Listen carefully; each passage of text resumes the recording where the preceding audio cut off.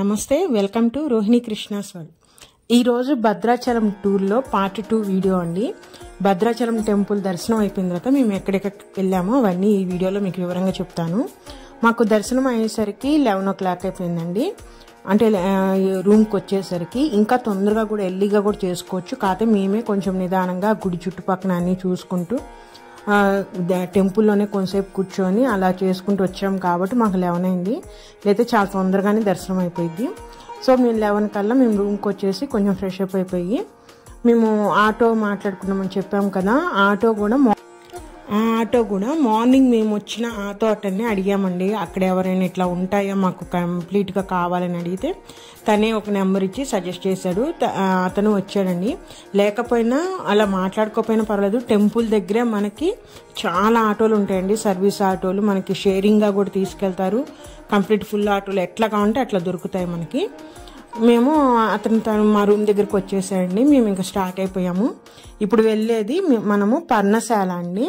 భద్రాచలం నుంచి ఫస్ట్ పర్ణశాల తర్వాత సీతమ్మ వాగు అండి, సీతమ్మ వాగు తర్వాత చిన్న అరుణాచలం అంటండి। ఈ 3 టెంపుల్స్ తీసుకెళ్తానని చెప్పాడు తను। మేమైతే ఫస్ట్ పర్ణశాలకు వెళ్తున్నాము।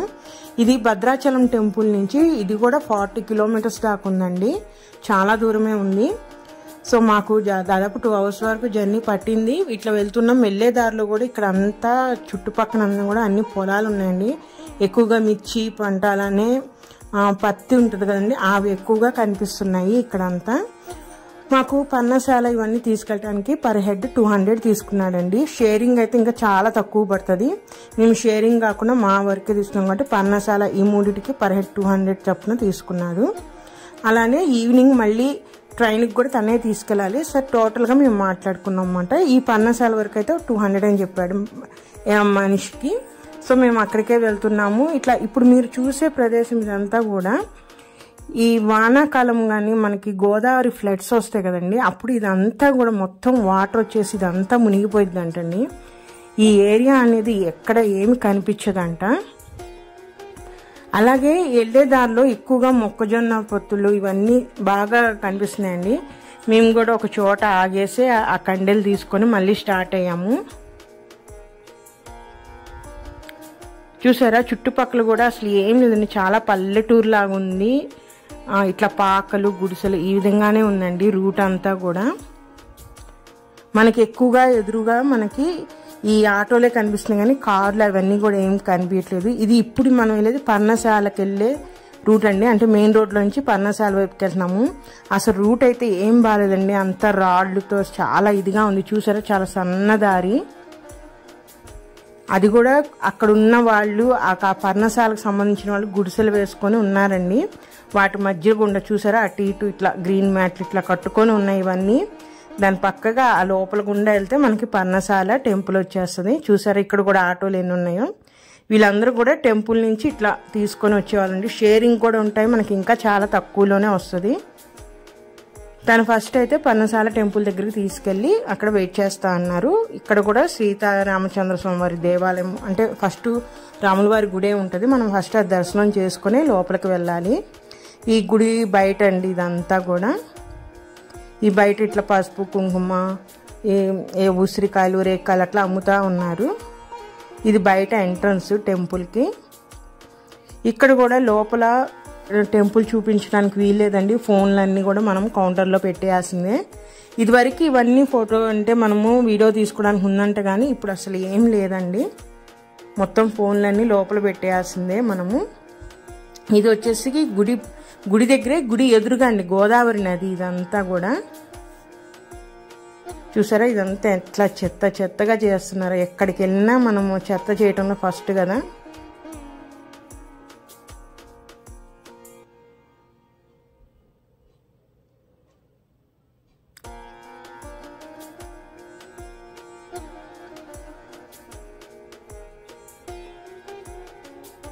ఇదంతా గుడి బయటేనండి, ఈ పక్కన కూడా అంతా షాపింగ్ ఉంటుంది, మొత్తం లోపల వరకు ఉంటుంది। మేము లోపలికి వెళ్ళి దర్శనం చేసేసుకున్నాం, అలానే పర్ణశాల అవన్నీ చూసేసి వచ్చిన తర్వాత నేను ఇక్కడ ఇది తీసిన ఇప్పుడు మీకు చూపించే వైపుగా స్ట్రైట్గా వెళ్తేనండి అదేనండి పర్ణశాల అయితే। కాకపోతే మనం షూట్ చేయడానికి లేదు అదంతా, అందుకని నేను కనిపించినంత వరకు తీస్తున్నాను. ఇక్కడ మనము వెయిట్ చేసి ప్రసాదాలు తీసుకొని బయటకు వచ్చేసేయాలి మనం. ఇంకా ఇదేమో ఆ పర్ణశాల గుడి యొక్క గోపురం అండి. ఇది చాలా బాగుంది పర్ణశాల కూడా. మనము అదంతా చూస్తుంటే మనకి రావణాసురుడు వచ్చి సీతమ్మ వారిని తీసుకెళ్ళి ఆ ఘట్టం మొత్తం మనకి కనిపిస్తూ ఉంటుందండి, మనసులో అనిపిస్తూ ఉంటుంది. ఓకే, ఇక్కడ ఇది జరిగిందా అని. చాలా బాగుంది టెంపుల్ అయితే. మేము అది చూసుకొని బయటకు వచ్చేసేసి చూపిస్తున్నాం కదా, ఇక్కడ అంతా గోదావరి ఉన్నదండి ఇదంతా అయితే.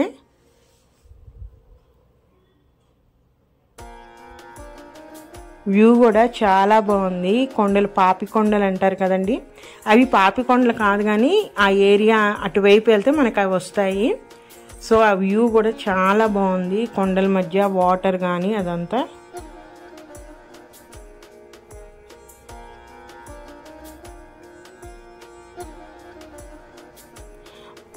ఇది వచ్చేసేసి ఇంకా గుడి పక్క గుండా వెళ్ళే రూట్ అండి. ఇక్కడ వచ్చేసరికి ప్రసాదంగా కాదు కానీ బయట అలా కూర్చొని అమ్ముతున్నారు కదా, వీళ్ళ దగ్గర విప్ప పువ్వు అంటండి. అది ఇక్కడ ప్రత్యేకంగా అమ్ముతారంట. వాటిని వాటర్లో నానబెట్టి తాగితే కొంచెం బెనిఫిట్స్ ఉంటాయి, హెల్త్ బెనిఫిట్స్ ఉంటాయని చెప్తున్నారు. కాకపోతే మాకు అలవాటు లేదు కాబట్టి మేమైతే అవన్నీ ఏం కొనుక్కోలేదు. ఇంకా అక్కడ గుడి నుంచి ఆ గుడి పక్క గుండానండి ఈ రూట్ అయితే. చూసారు, ఒకవైపు ఏమో షాపులు, ఒకవైపు కాదు 2 వైపుల షాపులే, మధ్యలో ఒక సన్నటి దారిలాగా ఉంది. మీకు చూపిస్తాను చూడండి. చూసారా, ఈ 2 షాపులు అటు షాప్ మధ్యలో సన్న దారి కొంత దూరం వరకు అలా కొంచెం దూరం వెళ్ళగానే మనకి కొంచెం అంటే రోడ్ అనేది వైడ్ అయిపోతుంది. అక్కడ పార్కింగ్ ప్లేస్ అండి, అంటే ఓన్ వెహికల్స్తో వచ్చే వాళ్ళు పార్కింగ్ చేసుకోవడానికి అక్కడ ఉంది ప్లేస్ అయితే.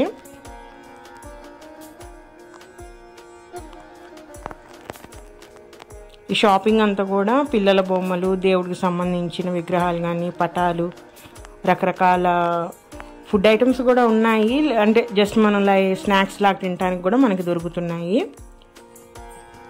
చూసారా, అన్నీ అవే ఉన్నాయి ఇక్కడ. అలా ముందుకు రాగానే మనకి ఇక్కడ పార్కింగ్ ఏరియానండి. చూసారా, ఇక్కడ పెద్ద పెద్ద బస్సులు కానీ వచ్చినప్పుడు అంటే చాలామంది గ్రూపులుగా వస్తారు కదా, అలా వచ్చిన వాళ్ళకి బస్సులు పార్కింగ్ చేసుకోవడానికి ఏరియా. ఆ పార్కింగ్ ఏరియా దాటి కొంచెం ముందుకు రాగానే ఎమ్మటే మనకు రైట్ తీసుకొని వెళ్ళగానే అక్కడ సీతమ్మ వాగండి. ఈ దారి కూడా చాలా సన్నగా ఉంది, అంత గతుకులు రాళ్ళండి. చాలా దగ్గర పర్ణశాలకి సీతమ్మ వాగుకి చాలా దగ్గర. చూసారా, ఇక్కడ కూడా అంత పార్కింగ్ ప్లేసు.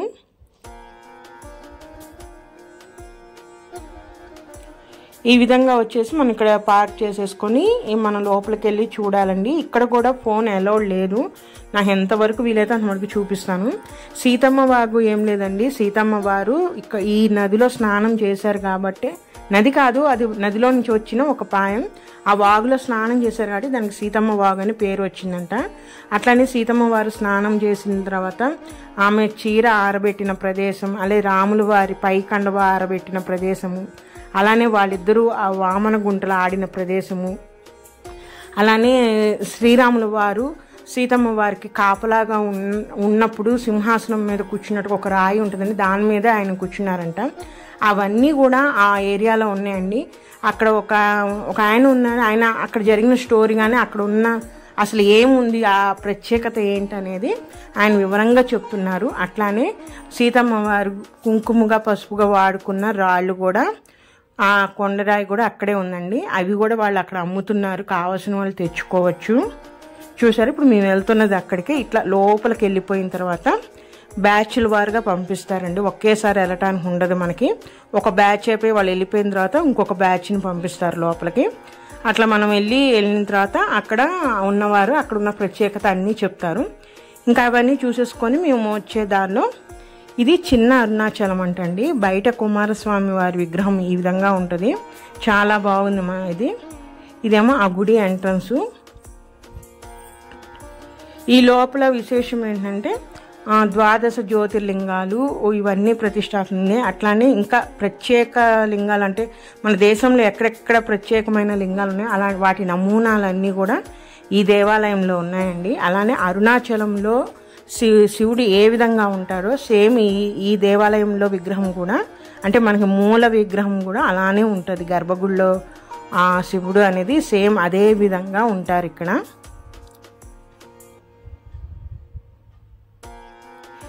ఈ టెంపుల్ అంతా కూడా ఇంకా కన్స్ట్రక్షన్లో ఉందండి. భక్తులు దాతలు ఇచ్చే దానాలతో వీటన్నిటిని ఒక ఆయన తన సొంత డబ్బులతోనే అంతా కట్టిస్తున్నారు. కానీ ఇంకా దాతలు మనందరం కూడా హెల్ప్ చేస్తే ఇంకా బాగా డెవలప్ చేస్తారని చెప్తూ అది తన సొంతంగా చేస్తున్నారు. చూడండి గుడి లోపల అన్ని శివలింగాలండి, ఎటు చూసినా కూడా. ఇవన్నీ కూడా ఇంకా ఫ్యూచర్లో ఏమైనా శివలింగాలు స్థాపించడానికి వీలుగా అన్నీ ఇప్పుడే రెడీ చేస్తున్నారు.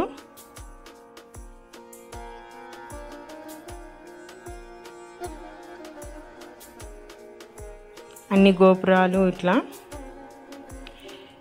ఇది మోక్ష మార్గం అండి. మనకు అరుణాచలంలో మోక్ష మార్గం అని ఉంటుంది కదా, అలాంటిదే ఇక్కడ కూడా ఏర్పాటు చేశారు.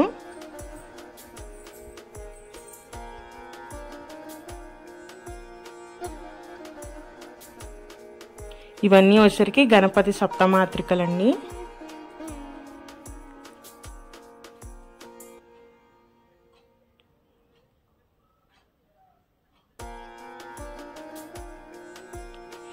ఈ విధంగా అన్ని శివలింగాలే ఉంటాయండి. ఈ టెంపుల్ మొత్తము రకరకాల శివలింగాలు ఉంటాయి. మనం ఎక్కడా చూడని, అంటే ఇప్పుడు అన్ని ప్రదేశాలకు వెళ్ళి అన్ని చోట్ల శివలింగాలు చూడలేము కదా, వాటి అన్నిటి నమూనాలు కూడా ఈ గుళ్ళో ఉన్నాయండి. చాలా బాగుంది టెంపుల్ కూడా. అలానే ఈ దేవస్థానం వాళ్ళు ఆయన తన సొంతంగా ఇక్కడికి వచ్చిన భక్తులందరికీ కూడా అన్నదానం అనేది ఉంటుందండి. కంటిన్యూస్గా మేము వెళ్ళేసరికి 4 o'clock అయింది, అప్పుడు కూడా అన్నదానం జరుగుతుంది. అంటే ఇది దేవస్థానం మనకి మామూలుగా విడిగా గుళ్ళో తినే భోజనం గల కాకుండా వీళ్ళు తన సొంత డబ్బులతో పెడుతున్నారు. కాకపోతే దేవుడి భోజనం అనుకున్నట్టు చేస్తే మనకేముండదు. కానీ మామూలుగా అయితే నాకు అంతా అక్కడ అంత నీట్నెస్ కానీ వాళ్ళు పెట్టే విధానం కానీ నాకు అంతా నచ్చలేదు. కానీ ఇంకా దేవుడి భోజనం అని మనం తినేయటమే. మనం ప్రత్యేకంగా ఏం చెప్పిన ఆటో వాళ్ళే తీసుకెళ్ళిపోతారు. ఏ ఆటో ఎక్కినా వాళ్ళు ఫస్ట్ వాళ్ళు మనకు అదే చెప్తారు, మీరు అక్కడికి వెళ్ళండి, అక్కడ ఫ్రీ భోజనం ఉంటుంది, దేవుడిది ఉంటుంది, దేవుడి భోజనం ఉంటుంది, మీరు ఎక్కడా చేయనవసరం లేదని వాళ్ళే చెప్తారండి. ఆ గుడిలోకి వెళ్ళి మేము ఇంతమంది వచ్చి ఉంటే మనకి టికెట్ ఇస్తారు, దాని పక్కనే వెళ్తే మనకి భోజనం ఉంటుంది అక్కడ.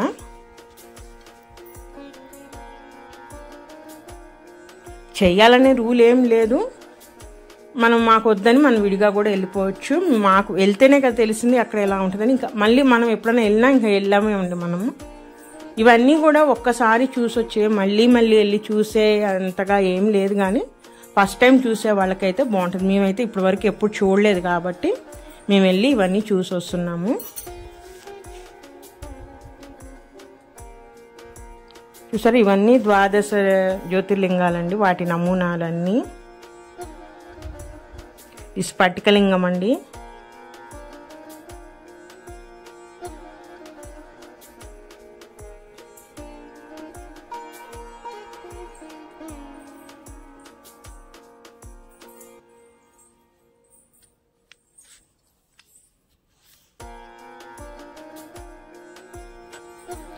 ఇదేనండి మెయిన్ శివలింగం. అంటే మనకి మెయిన్ గుళ్ళో ఉన్న శివలింగం ఇదేనండి.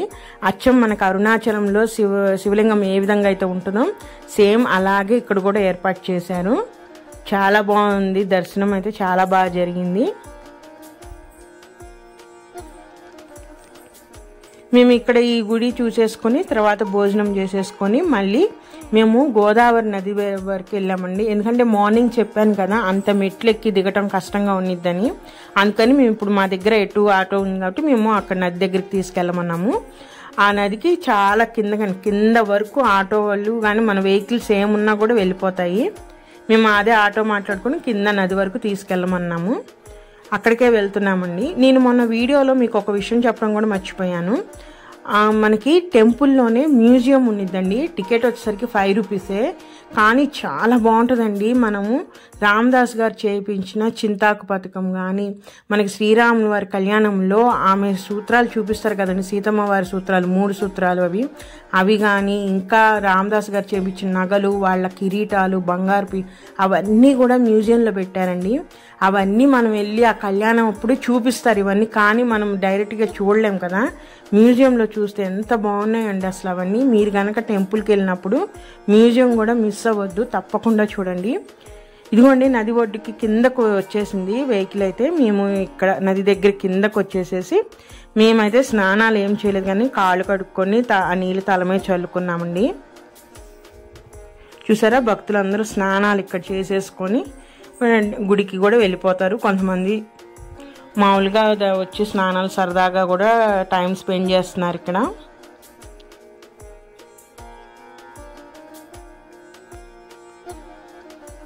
మనకి పుష్కరాలప్పుడు కూడా ఇక్కడేనండి, ఇదే ఘాట్, పుష్కర్ ఘాట్ అన్నా కూడా ఇదేనండి భద్రాచలంలో. ఇక్కడికే రావాలి, స్నానాల ఘాట్ అన్నా పుష్కర్ ఘాట్ అన్నా ఏదన్నా కూడా ఇదే. చూపిస్తున్నాను కదా మీకు దూరంగా కనిపిస్తున్నాయి కదా, అవన్నీ కూడా రూమ్స్ అండి. అంటే తలనీలాలు ఇవ్వాలన్నా కూడా అక్కడే ఉన్నాయి రూమ్స్, బట్టలు మార్చుకోవడానికి రూమ్స్ అన్నీ కూడా ఉన్నాయి, ఫెసిలిటీస్ అన్నీ ఉన్నాయి ఇక్కడ. మీరు వచ్చి హ్యాపీగా స్నానం చేసేసి మీరు దేవుడి దర్శనానికి వెళ్ళిపోవచ్చు. కార్తీక మాసంలో కూడా నదీ స్నానాలు ఇవన్నీ చాలా మంచిది కదా. మనం ఇక్కడికి వచ్చి నది స్నానాలు చేసి దీపారాధన, మనం దీపాలు వదిలేసి కూడా దేవుడి దర్శనానికి వెళ్ళొచ్చండి. వాటికి సంబంధించిన సౌకర్యాలన్నీ కూడా ఇక్కడ ఉన్నాయి, అన్నీ కూడా దొరుకుతున్నాయి ఇక్కడ. మరి ఇదేనండి భద్రాచలం గురించి ఫుల్ డీటెయిల్స్ ఇవన్నీ కూడా. ఇది వన్ డే ట్రిప్ కాబట్టి ఆ వన్ డేలో ఏమేమి చూడగలమో అవన్నీ మీకు చెప్పాను. మనం 2 days కనుక ప్లాన్ చేస్తే మనం పాపికొండలు ఆ టూర్ కూడా వెళ్ళొచ్చు. అదంతా వేరే సెక్షన్ అండి, అంటే గుడి నుంచి కూడా చాలా దూరం ఉంది అదంతా. 2 days ప్లాన్ చేసుకుంటే పాపికొండల ట్రిప్ కూడా చేయొచ్చు. 1 day ప్లాన్ అయితే మటుకు ఇవన్నీ చూసుకొని రావచ్చండి. మరి ఇంకోటి కిన్నెరసాని డ్యామ్ కూడా ఉంటుందండి, దానికి దగ్గర కూడా తీసుకెళ్తా అన్నారు కానీ మేమే వెళ్ళలేదు. ఎందుకంటే టెంపుల్కి ఇంకోసారి వెళ్ళి దర్శనం చేసుకుందామని మేము ఇంకా డ్యామ్ వరకు వెళ్ళలేదు. ఒకవేళ మీకు ఇంట్రెస్ట్ ఉంటే వెళ్ళొచ్చు. మరి ఇదేనండి ఈరోజు వీడియో. నా వీడియో కనుక నచ్చితే ప్లీజ్ సబ్స్క్రైబ్ మై ఛానల్, అలానే లైక్ చేయండి, షేర్ చేయండి. మరి ఉంటాను, మరొక మంచి వీడియోతో మళ్ళీ కలుస్తాను. బాయ్.